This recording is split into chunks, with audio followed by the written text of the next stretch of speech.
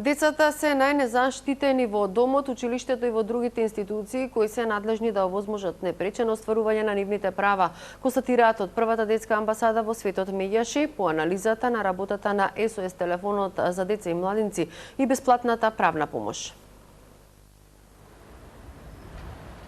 Алармантно се зголемува бројот на запоставени и омаловажувани деца заради разводи на нивните родители, предупредува Меѓаши.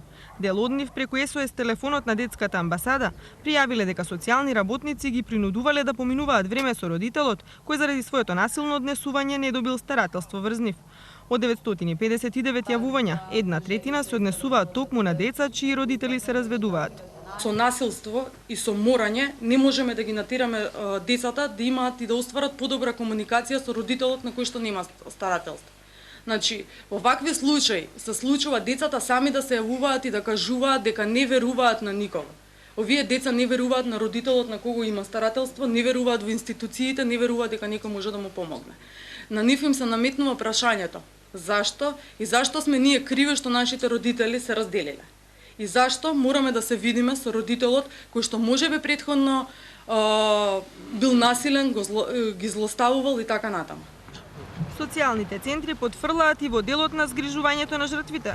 Мајка и 5-месечно бебе со недели чекале место во шелтер центрите, пошто немале избор освен да се вратат кај насилниот сопруг и татко.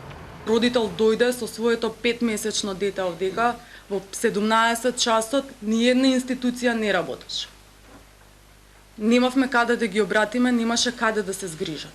По наши напори во контактите со Центарот за социјална работа, направивме напори да бидат згрижени во шелтер центар.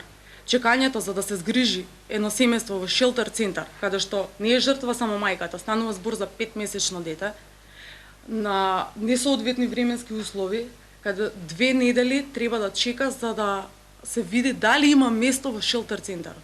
За 2 недели може да се случи се. Родителите им прават штета на своите деца и со тоа што на профилите на социјалните мрежи објавуваат нивни фотографии. Одредени возрастни луѓе снимувале фотографии од деца, ги поставувале на своите Facebook профили, отварале нов Facebook профил со несоодветна и со вулгарна содржина.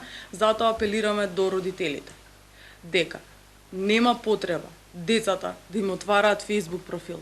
Нема потреба сликите од годишните одмори, од семејните веселби или од децата да ги ставаат на своите Facebook профили, затоа што на таков начин тие фотографии се достапни до тие кои што сакаат да им наштетат на децата, а родителите ќе сносат одговорност, затоа што тие се кои што им ги поставиле фотографиите. Најзагрозена категорија се децата од сиромашните семејства, кои живеат од социјална помош.